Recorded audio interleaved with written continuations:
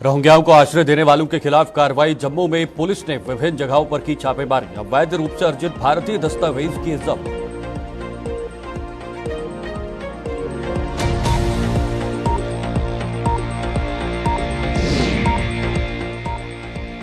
अटल सेतु से लापता हुआ एम्बुलेंस का चालक रंजीत सागर झील में शुरू किया तलाशी अभियान। पुलिस ने झील से चालक के जूते किए बरामद।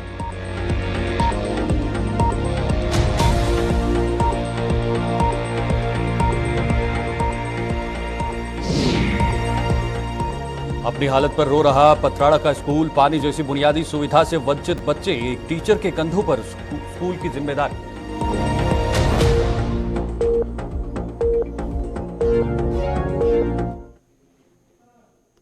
नमस्कार, गुलिस्तान न्यूज देख रहे हैं आप और जम्मू कश्मीर के इस खास बुलेटिन के साथ शुरुआत करेंगे एक बड़ी खबर के साथ। जम्मू पुलिस उन लोगों के खिलाफ कार्रवाई कर दी है जिन पर देश के गैर नागरिकों रोहिंग्याओं को आश्रय देने और सरकारी लाभ दिलाने में मदद करने के आरोप हैं। इस मामले में जम्मू के विभिन्न थानों में दर्ज एफआईआर के बाद मजिस्ट्रेट की उपस्थिति में जम्मू के विभिन्न जगहों पर पुलिस ने छापेमारी की है। इस दौरान अवैध रूप से अर्जित भारतीय दस्तावेज जैसे पैन कार्ड, आधार कार्ड, बैंक दस्तावेज और अन्य आपत्तिजनक सामग्री भी जब्त की है। तो आपको बताना चाहेंगे, जम्मू पुलिस ने आज एक बहुत बड़ी कार्रवाई को अंजाम दिया है। जम्मू के अंदर जितने भी रोहिंग्या अलग अलग बस्तियों में या अलग अलग जगहों पर बसे हुए हैं, वहां पर कार्रवाइयां की गई हैं। और ये कार्रवाई की आहट मात्र जम्मू शहर के अंदर नहीं बल्कि जम्मू के अलग अलग जो जिले हैं वहां पर भी देखने को मिल रही है, चाहे वो डोडा हो या बाकी कठुआ का इलाका हो। यहां पर भी कहीं ना कहीं इन रोहिंग्याओं के खिलाफ एक बहुत बड़ी कार्रवाई देखने को मिल रही है। आप जरा तस्वीरों के माध्यम से देख सकते हैं किस तरह से रोहिंग्याओं पर यह कड़ी कार्रवाई की गई है। जो बिना दस्तावेजों के जो लीगल डॉक्यूमेंट्स होने चाहिए उनके पास नहीं है और ये कार्रवाई को अंजाम दिया गया है। फिलहाल पूरी जानकारी भी लेंगे। हमारे साथ इस वक्त हमारे संवाददाता जमशीद मलिक और साथ ही साथ शिल्पा शर्मा जम्मू से जुड़ गई हैं। दोनों के पास चलते हैं और दोनों से ये पूरे जानने की कोशिश करते हैं कि आखिर किस तरह की कार्रवाई की गई है और अभी फिलहाल क्या स्थिति है, इस कार्रवाई को आगे किस दिशा में जो है वो पुलिस ले जाती है। फिलहाल हमारे साथ शिल्पा है। शिल्पा, सबसे पहले आपके पास आना चाहूंगा, जरा जम्मू का समझना चाहेंगे इस वक्त जम्मू शहर में कहां कहां पर यह कार्रवाई हुई है और इस कार्रवाई में अभी तक क्या कुछ पाया है पुलिस ने। मेरी माइनिंग करते तो मेरी फोटो नहीं देखने को मिली है। फिलहाल आपको बताती चलूं कि जम्मू के नरवाल रोहिंग्या बस्ती में जो है वो सुबह तड़के लगभग 6 बजे के करीब ये रेड हुई और लगभग 11 बजे के करीब जो है वो रेड की समाप्त हुई, जिसमें पूरी तरीके से यानी कि जो रोहिंग्या बस्ती है नरवाल में जितने भी बस्ती में इलाके हैं जो भी वहाँ पर रह रहे हैं रोहिंग्या, उनकी पूरी तरीके से छानबीन की, तलाशी ली गई, डॉक्यूमेंट्स को प्रॉपर तरीके से चेक किया गया और साथ ही साथ यानी कि जिस प्रकार से वो लोग जिन यानी कि 7 पुलिस स्टेशन पे जो है वो एफआईआर दर्ज हुई है कि उन लोगों ने अवैध तरीके से जो है इलीगल तरीके से जो है वो रोहिंग्या को बताया है। जिनके पास भी है लोगों ने उन्हें रोहिंग्या को दिया है तो उन लोगों पर भी कार्रवाई की जा रही है। फिलहाल मैं आपको बता दूं कि 7 पुलिस स्टेशन जो कि त्रिकुटा नगर है, दोपाना है, सतवारी है, बागे बहु है, ऐसे 7 पुलिस स्टेशन से जहाँ पर एफआईआर दर्ज हुई और साफ तौर पर ये एफआईआर जो है वो यानी ये आरोप लगाया गया है कि कुछ लोगों ने रोहिंग्या को इलीगल तरीके से बताया है, उन्हें जगह दी है, तो वो कार्रवाई की जा रही है। फिलहाल रोहिंग्या बस्ती में पूरी तरीके से तलाशी ली गई, डॉक्यूमेंट्स को छानबीन किया गया और साथ ही साथ मैं आपको बताती चलूं कि फिलहाल किसी को भी यानी कि गिरफ्तारी की कोई भी जानकारी सामने नहीं आई है, लेकिन तलाशी के दौरान आधार कार्ड, पैन कार्ड और अन्य बैंक दस्तावेज जो कि आपत्ति अवैध है उन्हें जो है वो बरामद किया गया। लेकिन अगर गिरफ्तारी की बात करें तो अभी कोई भी जानकारी जो है वो सामने नहीं आई है कि इसमें गिरफ्तारी हुई है या नहीं हुई है, लेकिन जो भी डॉक्यूमेंट्स है जो कि अवैध तरीके से लीगल तरीके से बनाई गई है उन्हें बरामद किया गया है। ठीक है, जो अवैध रूप से डॉक्यूमेंट से उन्हें बरामद किया है। जमशीद के पास चलते हैं, हमारे साथ इसको रजौरी से जुड़ गए हैं। जमशीद, जरा रजौरी को लेकर जानना चाहेंगे वहां की अपडेट क्या है रोहिंग्याओं को लेकर, क्योंकि ये मात्र जम्मू शहर में नहीं, अब डोडा से भी खबरें निकल कर आ रही हैं, किश्तवाड़ से भी कुछ खबरें निकल कर आई थी कि रोहिंग्याओं के खिलाफ एक बहुत बड़ी कार्रवाई की गई है। रजौरी की बात करें तो क्या अभी वहां पर सिचुएशंस बने हुए हैं? शीतल, बिल्कुल, अगर राजौरी पुंछ दोनों की बात करें तो दोनों जगह इस वक्त ये कार्रवाई चल रही है। जहां मेंढर के गुरसाई इलाके से इस वक्त बड़ी खबर जरूर आ रही है, क्योंकि वहां 4 लोगों को गिरफ्तार किया गया है जिन्होंने रोहिंग्या के जाली दस्तावेज बनाने का काम किया, जिसमें पैन कार्ड की आधार कार्ड की बात करें या राशन कार्ड की बात करें, वो बनाए थे। इसमें एक पंच भी शामिल है। हालांकि इस रोहिंग्या के बारे में यह भी बताया जा रहा है कि 2013 में इसने गुरसाई इलाके का रुख किया और वहां 2013 से ये रह रहा था, और 2016 में इसने गुरसाई में ही शादी की, वहां की एक मकामी लड़की के साथ शादी की। उसके बाद इसका मामला जो सामने आया, उसके बाद कार्रवाई शुरू हुई। कार्रवाई बाद इसको हिरासत में ले लिया गया था और आज 4 लोगों को इस मामले में हिरासत में लिया गया है, जिन्होंने राशन कार्ड और आधार कार्ड बनाने में इनकी मदद की। दूसरी तरफ राजौरी के लाइन ऑफ कंट्रोल के बिल्कुल नजदीक के इलाके की बात करें, लाम इलाके से भी एक शख्स को गिरफ्तार किया गया है, जिसने रोहिंग्या के जाली दस्तावेज बनाने में मदद की है। इस तरह यह कार्रवाई राजौरी पुंछ के अंदर आज सुबह से ही देखने को मिल रही है। शीतल, बिल्कुल जमशीद, आपको नहीं लगता कि जो संरक्षण इनको करते हैं, जो इनको यहां पर बसाते हैं, वो ज्यादा गुनहगार हैं उनके आने से? तो कहीं ना कहीं पुलिस अब उस स्थिति में है कि अब वो समय आ गया है कि जो लोग इनको बसाने में काम कर रहे हैं या जो इनको बसाना चाहते हैं, उनके खिलाफ कड़ी से कड़ी कार्रवाई की जाए। शीतल, बिल्कुल ये इन्वेस्टिगेशन का मामला है, क्योंकि जिस तरह मैं बता रहा हूं कि एक रोहिंग्या जो मेंढर के गुरसाई इलाके में 2013 में पहुंचता है और 2016 में वहां शादी भी करता है उसी गांव में। क्योंकि ये चीजें अब इन्वेस्टिगेशन का विषय है कि किस तरह ये लोग वहां पहुंचे, क्या की शिनाख्त जो इन्हें अपनी आइडेंटिटी दी थी वो यही कि लोकल की थी या बाहर की थी, ये इन्वेस्टिगेशन में पूरा सामने आएगा। मगर जिन लोगों ने इनकी मदद की है उनके खिलाफ सख्त कार्रवाई जरूर आने वाले दिनों में देखने को मिलेगी, क्योंकि इनमें मदद अगर करने वाले शामिल है तो इनमें आप ये भी मान के चलते हैं कि वो एम्प्लॉय भी हैं जिन्होंने इस काम को आगे बढ़ाया है, क्योंकि पूरे डॉक्यूमेंट्स चाहिए होते हैं हर चीज के लिए।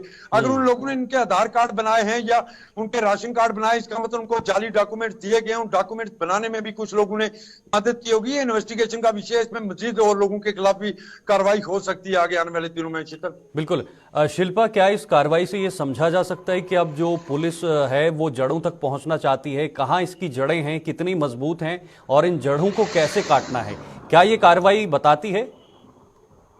देखिए, अगर रोहिंग्यास की हम बात करें तो जम्मू कश्मीर में काफी समय से रोहिंग्यास जो है वो बसे हुए। इससे पहले भी ह्यूमन ट्रैफिकिंग का मामला देखने को मिला, जहां पर आधार कार्ड अवैध तरीके से यानी कि लीगल तरीके से बनाए गए, वो भी जब्त किए गए। इससे पहले की बात करें तो, और साफ तौर पर जिस तरीके से जो लोग, जिन लोगों के प्लॉट है, जिन लोगों ने अपने घर दिए हुए हैं, यानी कि जो जमीनें हैं जहाँ पर अपनी बस्तियां बनाई हुई है, उन लोगों यानी कि उन लोगों ने रोहिंग्या को वहां पर बसाया, इलीगल तरीके से बसाया। कहीं ना कहीं लोग जो है वो मदद भी करते हुए नजर आ रहे हैं। आधार कार्ड बनाए जा रहे हैं, पैन कार्ड बनाए जा रहे हैं, अन्य दस्तावेज है जो कि उन्हें मुहैया करवाए जा रहे हैं, तो उन पर भी कार्रवाई की जा रही है। जिससे साफ तौर पर ये अंदेशा, ये संभावना जो है वो जताई जा सकती है कि आने वाले समय में जो है वो बड़े बदलाव देखने को मिल सकते हैं जम्मू कश्मीर में, क्योंकि लगातार रोहिंग्या पे जो है वो कार्रवाई की जा रही है और लगातार मांग भी लोगों की जो है वो उठाई जा रही है कि रोहिंग्यास को जो है वो जम्मू कश्मीर से निकाल दिया जाए, क्योंकि क्राइम भी जम्मू में जो है वो बढ़ता हुआ नजर आ रहा है। और इस कार्रवाई की बात करें तो ये बड़ी 30 से 30 लोकेशन ऐसी है जहाँ पर ये रेड डाली गई है और तौर पर बताया गया है कि यानी कि जिन लोगों ने बस्तियां या फिर प्लॉट जो है वो इलीगल तरीके से रोहिंग्यास को दी है, तो उन पर भी कार्रवाई जो है वो की जा रही है। बिल्कुल जमशीद, क्या और आने वाले समय में ऐसी कार्रवाइयां देखी जा सकती हैं राजौरी के अंदर? क्योंकि अब कहीं ना कहीं हर जिले में कार्रवाई जो है वो की जा रही है, तो कहीं ना कहीं एक दबाव, एक मानसिक दबाव भी जो है वो बनाया जा रहा है। जो भी इसमें शामिल होंगे वो आने वाले समय में खुद या तो बाहर निकलेंगे या तो उनके खिलाफ कड़ी से कड़ी कार्रवाई की जाएगी। शीतल, बिल्कुल, जहां तक राजौरी पुंछ की अगर हम बात करें, यहाँ ज्यादा लोग जो रोहिंग्या थे वो नहीं नजर आते हैं। हालांकि यहाँ के इस तरह का कोई मामला इससे पहले देखने को नहीं मिला। इक्का दुक्का जो केस सामने आ रहे हैं, जैसे मैंने गुरसाई का इलाके का बताया कि गुरसाई वाला जो शख्स था, मोहम्मद नुमान था इसका नाम, ये 2013 में मेंढर के गुरसाई इलाके में पहुंचता है और 16 में वहां शादी करता है। उसके साथ यहाँ लाम के इलाके की बात करें, इसकी पूरी डिटेल तो अभी सामने नहीं आ रही है कि कब ये यहाँ पहुंचा हुआ। यहाँ ज्यादा लोग रोहिंग्या नहीं है, मगर जो इक्का दुक्का है उनके खिलाफ लगातार कार्रवाई की जा रही है। मगर उसके बाद जिस तरह मैं बता रहा हूँ कि इस कार्रवाई में आगे कई लोगों के खिलाफ और कार्रवाई भी हो सकती है। जहां इन लोगों की मदद करने वालों को गिरफ्तार किया गया। आगे उन लोगों के भी नाम आ सकते हैं जिन्होंने इन्हें डॉक्यूमेंट्स बनाए हैं, क्योंकि डॉक्यूमेंट्स बनाने में भी पूरे डॉक्यूमेंट चाहिए होते हैं, पूरा रिकॉर्ड चाहिए होता है, उसके बिना कैसे इनके डॉक्यूमेंट्स बने, ये चीजें आने वाले वक्त में जरूर देखने को मिलेंगे और लोगों पे कार्रवाई आगे आने वाले दिनों में देखने को मिल सकती है। ठीक है शिल्पा, क्या कोई आधिकारिक तौर पर कोई बयान या कोई इस तरह की चीज निकलकर सामने आई है कि अगला स्टेप पुलिस का क्या होगा, जम्मू कश्मीर पुलिस का क्या होगा, क्योंकि कार्रवाई लगातार हर जिले में देखने को मिल रही है।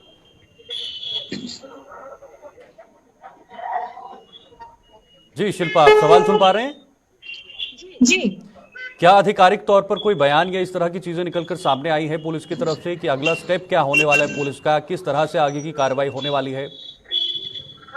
देखिए फिलहाल बड़ी रेड की गई है, हालांकि अभी जानकारी सामने नहीं आई है कि इस प्रकार से रेड देखने को मिली या नहीं, क्योंकि अगर इस समय की बात करें तो ये बड़ी रेड है, 29 से 30 लोकेशन जो है वहाँ पर रेड की गई है। तो आने वाले समय में संभावना जताई जा सकती है कि आखिरी रेड जो है वो जम्मू कश्मीर के अलग अलग जिला में जो है वो देखने को मिल सकती है, क्योंकि बड़ी कार्रवाई इस समय की जा रही है उन लोगों पर जो लोग जो है वो रोहिंग्या को बसा रहे हैं, लीगल तरीके से उन्हें डॉक्यूमेंट जो है वो प्रोवाइड करवा रहे हैं। तो कहीं ना कहीं संभावना जताई जा सकती है, लेकिन जानकारी की अगर बात करें तो जानकारी इस प्रकार की कोई भी सामने नहीं आई है। ठीक है, बहुत बहुत शुक्रिया हमारे साथ जुड़ने के लिए शिल्पा। जमशीद, आपका भी बहुत बहुत शुक्रिया जुड़ने के लिए और जानकारी वहां से देने के लिए कि आखिर किस तरह से अभी जो कार्रवाई है वो पुलिस द्वारा की जा रही है, अभी तक किस किस तरह के डॉक्यूमेंट्स, जो इलीगल डॉक्यूमेंट्स है, जो अवैध रूप से दस्तावेज इन्होंने बनवाए हैं, इनके पीछे कौन है, इनकी मदद किसने की है, कितने सारे लोग हैं, क्या वो ऑफिशियल्स हैं या नहीं हैं, कौन है ये लोग जो इनकी मदद कर रहे हैं, जो इनको बसाना चाहते हैं, उनके खिलाफ आज एक कड़ी कार्रवाई की गई है। ये बहुत बड़ी कार्रवाई है।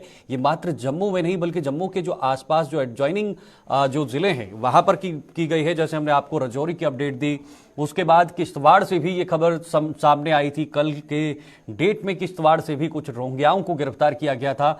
फिलहाल डोडा में भी इस तरह की कार्रवाई देखने को मिल रही है। यानी कुल मिलाकर पुलिस ने यह साफ कर दिया है कि अगर आपको किसी को निकालना है तो आपको जड़ में जाना होगा, और जड़ में जाने के लिए यह कार्रवाई बहुत ज्यादा जरूरी है। लगातार पिछले कई सालों से रोहिंग्याओं का मुद्दा जो है वो जम्मू कश्मीर के अंदर बना हुआ था कि किस तरह से उन्हें यहां से निकाला जाए, आखिर उन्हें यहां पर शेल्टर कौन कर रहा है, उन्हें यहां पर कौन बसा रहा है, उन्हें यहां पर कौन मदद कर रहा है।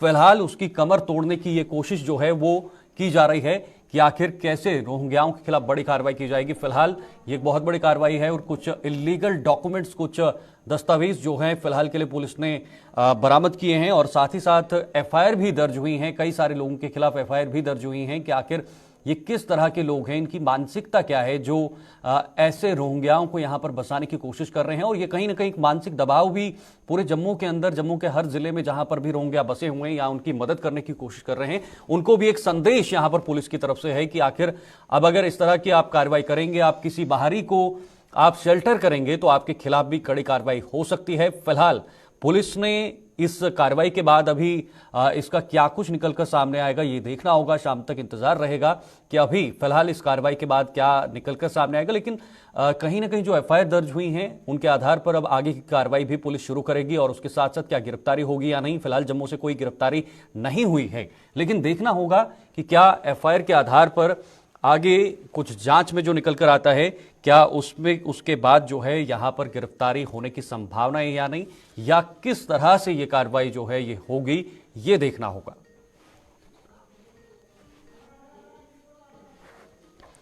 तो अब आपको जरा डोडा भी लिए चलते हैं, क्योंकि डोडा भी वहां पर भी कार्रवाई हुई है, इससे पहले किश्तवाड़ में भी हुई है, और कहीं ना कहीं ये अपने आप में एक बहुत बड़ी कार्रवाई है। लगातार जो रोहिंग्याओं के खिलाफ एक कहीं ना कहीं जम्मू वासियों के बीच या जम्मू के लोगों में जो गुस्सा था उसको प्रकट करते हुए, और सरकार की तरफ से साफ है कि हम किसी भी तरह की ये जो चीज़ें हैं या जम्मू कश्मीर के अंदर नहीं होने देंगे, और इसी को लेकर पुलिस की तरफ से बहुत बड़ी कार्रवाई देखने को मिली है। डोडा की बात करें तो डोडा में भी अवैध रूप से जो भारतीय पहचान दस्तावेज हैं वो प्राप्त करने के लिए जो है वो कहीं ना कहीं 10 बांग्लादेशी नागरिकों और उनके मददगारों पर हम जो है वो मामला दर्ज कर लिया है, और आगे की कार्रवाई भी फिलहाल जारी है। हमारे साथ डोडा से हमारे संवाददाता वसीम जुड़ चुके हैं। वसीम, रोहिंग्याओं को लेकर एक बहुत बड़ी कार्रवाई देखने को मिल रही है। फिलहाल डोडा में ये कार्रवाई जो है वो किस तरह की चल रही है, कितने लोगों पर शिकंजा कसा गया है, और क्या लगता है अभी क्या निकलने वाला है? देखिए शीतल जी, बड़ा अहम है जिस तरह से हम देख रहे हैं कि पुलिस लगातार कार्रवाई कर रही है। जो रोहिंग्यास को लेकर बात हम करें तो इसमें जो है भद्रवा का जो इलाका है वहां पे लगभग 2 से 3 दिन से हम देख रहे थे कि इस तरह की इन्वेस्टिगेशन जारी है। जो पुलिस की तरफ से जानकारी हमें दी गई, अभी कुछ देर पहले एसएसपी डोडा से मैंने जब टेलीफोनिक बात की तो उनकी तरफ से ये जानकारी दी गई है कि 10 लोगों को बुक कर दिया गया है रोहिंग्यास को, और 3 के ऊपर एफआईआर काटी गई है। और भद्रवा, गुंदो और जो बाला का एरिया है वहां पे इस तरह की इन्वेस्टिगेशन जारी है। और इन लोगों ने आधार कार्ड फेक बनाया है, राशन कार्ड फेक बनाया, वोटर कार्ड अपना फेक बनाया है, और कई सारी चीजें इस तरह की फेक देखने को मिली है। और लगातार हम देख रहे हैं कि डिस्ट्रिक्ट पुलिस डोडा को इस तरह की कामयाबी मिल रही है। इन लोगों को अरेस्ट किया गया है और इनके ऊपर कार्रवाई की गई है। और उन लोगों के अंदर ऊपर कार्रवाई की गई है जिनके घरों में ये रहते थे, जिस जमीन में रहते थे, फिलहाल उनके ऊपर भी कार्रवाई की गई है। और पुलिस की तरफ से ये भी बताया गया कि लगातार इस तरह की मुहिम चलाई जाएगी। डोडा के अंदर भी, जो सिटी के अंदर भी इस तरह की मुहिम देखी जा रही है, और अलग दूर दराज जो इलाके हैं वहां पे भी इस तरह की जो है मुहिम चलाई जाएगी। देखना ये होगा कि कब तक पुलिस इस तरह की इन्वेस्टिगेशन जारी करेगी और किस तरह से लोगों को जो रोहिंग्यास है उनके ऊपर कार्रवाई करेगी। जी ठीक है, बिल्कुल देखना होगा, दिलचस्प होगा कि आने वाले समय में क्या कुछ निकलकर सामने आएगा। बहुत बहुत शुक्रिया आपका ये तमाम जानकारी साझा करने के लिए। हमारे साथ वसीम डोडा से जुड़े हुए थे, जो बता रहे थे कि 10 रोहिंग्याओं पर जो है वो कार्रवाई की गई है और कहीं ना कहीं जो वहां पर जमीन दे रहे हैं, जमीन पर उनको बसाने की कोशिश कर रहे हैं, उनके खिलाफ भी कड़ी कार्रवाई हो रही है। और इसके साथ साथ जैसे हमने पहले भी बताया कि हमारे सहयोगी राजौरी से जुड़े हुए थे, जम्मू से जुड़े हुए थे, फिलहाल ये कार्रवाई चल रही है। अब देखना होगा कि इस कार्रवाई को अंजाम जो है वो पुलिस क्या देती है।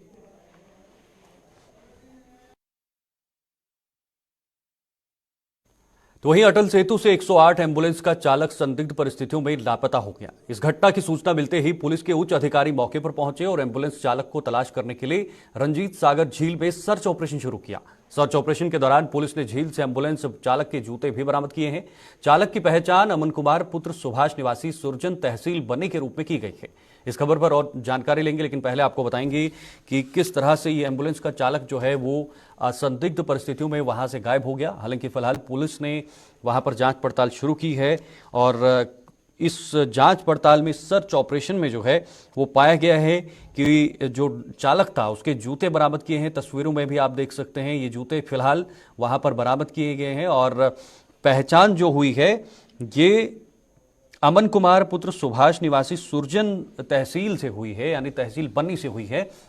और फिलहाल तस्वीरों के माध्यम से आप देख सकते हैं किस तरह से वहां पर जो है वो ये सर्च ऑपरेशन चलाया जा रहा है कि आखिर चालक जो है उसके जूते तो मिले हुए हैं, लेकिन क्या इस झील में होने की संभावना है या फिर कुछ और हो सकता है। फिलहाल इस पर पुलिस जो है वो नजर बनाए हुए है, कार्रवाई भी चल रही है, सर्च ऑपरेशन चल रहा है।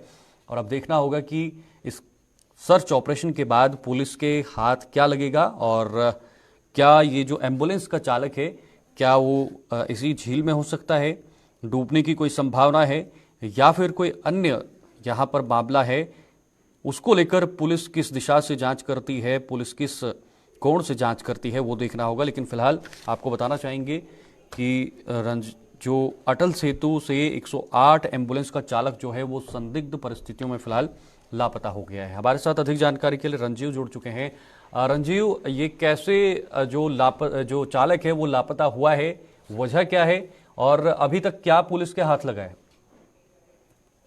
शीतल, ये जो चालक जो एम्बुलेंस बसोली जो कठुआ जिले का एक पहाड़ी दूर दराज की तहसील है जहाँ सब डिवीजन है, वहाँ का जो उपजिला अस्पताल है वहां पर एक एम्बुलेंस चालक जो तैनात था अमन कुमार, जिसका नाम था, बनी की सुरजन तहसील का रहने वाला, जे पिछली रात को संदिग्ध परिस्थितियों में देर रात को अपनी एम्बुलेंस को लेकर अटल सेतु जो बसोली का बना हुआ है रंजीत सागर डैम की झील पर, वहां पर उस अपनी एम्बुलेंस खड़ी करता है और उसकी लाइटें जला देता है और उसके बाद रहस्यमय परिस्थिति से वहां से गायब हो जाता है। जिस जगह पर ये एम्बुलेंस खड़ी करता है ये इलाका जो अटल सेतु का इलाका वो इलाका है जो पंजाब की सीमा से लगता है, पंजाब की सीमा के अधीन आता है। तो इसको लेकर पंजाब की पुलिस ने इसको सुबह इस एम्बुलेंस को कब्जे में लेकर शुरू अपनी कर दी है। वहीं बसोली पुलिस के साथ भी राब्ता किया गया। तो क्या अभी तक मात्र जूते ही हाथ लगे हैं या कोई और जानकारी भी मिली है चालक को लेकर? सिर्फ इसके जूते ही जो है वो रंजीत सागर झील से मिले हैं, लेकिन सर्च ऑपरेशन जारी है और इसके परिजनों का कहना है कि जिस दिन ये संदिग्ध अवस्था में लापता हुआ उस दिन शाम को ये घर से आया और पूरे रास्ते में फोन पर अपनी बहन से बात करता गया और काफी दुखी लग रहा था और उसको अपने मरने की या आत्महत्या करने की बातें भी जो था वो कर रहा था, लेकिन इस बात की अभी पुष्टि पूरी तरह से पुलिस अधिकारियों द्वारा नहीं की गई है, लेकिन कहीं ना कहीं वह दुखी था, तो जिसके चलते वो रहस्यमय परिस्थिति में लापता हुआ है। अभी जो रेस्क्यू ऑपरेशन है उसको ढूंढने का वो पूरी रंजीत सागर झील में चलाया जा रहा है पुलिस द्वारा।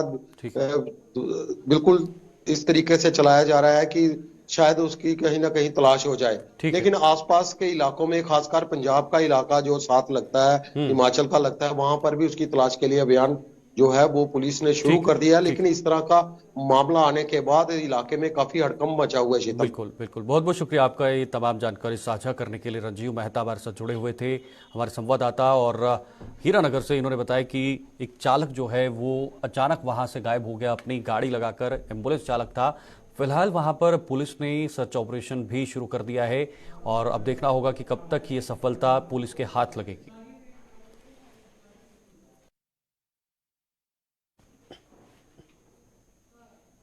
सरकार के आश्वासनों के बावजूद भी जम्मू कश्मीर में शिक्षा के बुनियादी ढांचे में कोई सुधार देखने को नहीं मिल रहा है। कहीं पर स्कूल की इमारत तो कहीं पर स्कूल स्टाफ की कमी से जूझ रहे हैं। ऐसा ही एक स्कूल है जिला राजौरी के जोन हथल का प्राइमरी स्कूल पतराड़ा, जहां बच्चे बुनियादी सुविधाओं से वंचित हैं। क्या कहना है इन बच्चों के अभिभावकों का, पेश एक रिपोर्ट।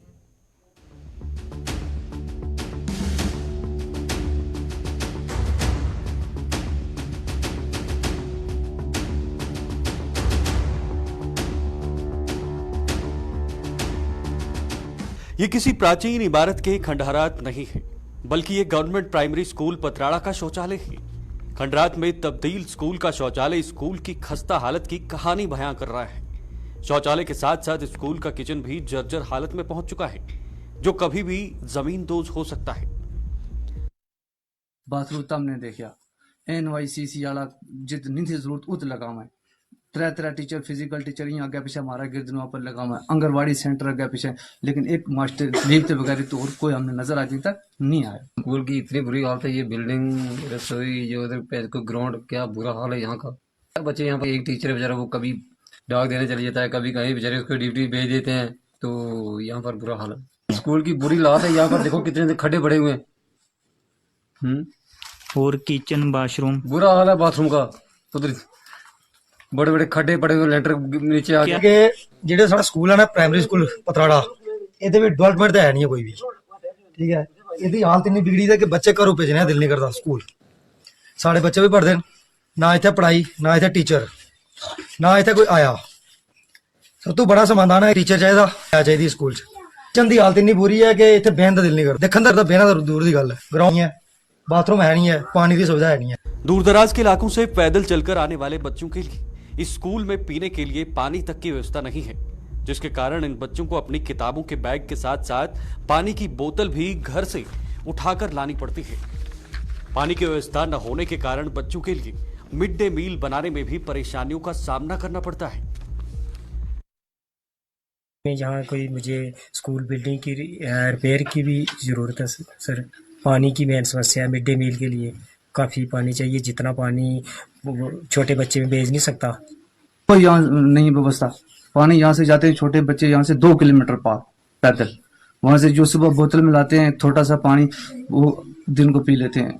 पानी की मेन प्रॉब्लम है। यही नहीं, इन बच्चों को पढ़ाने के लिए भी स्कूल में केवल एक ही टीचर की व्यवस्था है, जो पिछले कई वर्षों से स्कूल में हर क्लास के बच्चों को अकेला ही पढ़ा रहा है।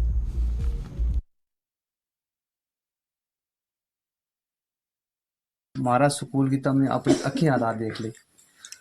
एक टीचर है, 20 साल लगभग हो गए, बच्चा ना कोई सीधो अल्फ ही नहीं आता। हम मजबूर हैं, गरीब आदमी हैं, अकेडमी में नहीं पढ़ा सकता। मुलाजिम लोग क्या करें, ले चलें जाकर अकेडमी में, तुम मचोला गड्डी ले चलें और जाकर पढ़ाएं। हम अपना बच्चा ना पढ़ा नहीं सकता। हमारी यह मजबूरी सबसे बड़ी है, मेन मजबूरी एक टीचर हमने जरूरत है इस स्कूल के पीछे। एक टीचर है ताकि बच्चा ना थोड़ा बहुत पढ़ सकें, और बिल्डिंग सारा सामने। मैं सिंगल टीचर हूँ जी, स्टार्टिंग से शुरू से। तो एक टीचर, सेकंड टीचर एक मेरे साथी हो, जो कम से कम मैं कहीं छुट्टी पे जाऊं या लोगों की काफ़ी डिमांड है पेरेंट्स की कि वे दूसरा टीचर हो यहाँ।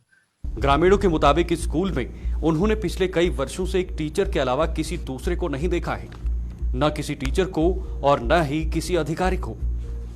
आज दिन तक कोई जडीओ वगैरह कोई भी अफसर यहाँ पर नहीं आया यहाँ पर देखने के। सुंदरबनी तहसील के गवर्नमेंट प्राइमरी स्कूल पतराड़ा की दुर्दशा सरकार की शिक्षा व्यवस्था की पोल खोल रहा है, लेकिन खस्ता हालत में पहुंच चुके इन स्कूलों की सुध लेने वाला कोई नहीं है।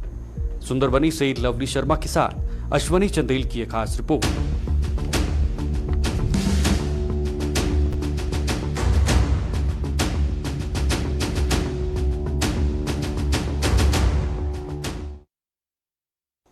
जम्मू कश्मीर के इस खास बुलेटिन में फिलहाल के लिए इतना ही। देश और दुनिया की तमाम खबरों के लिए आप देखते रहिए गुलिस्तान न्यूज। नमस्कार।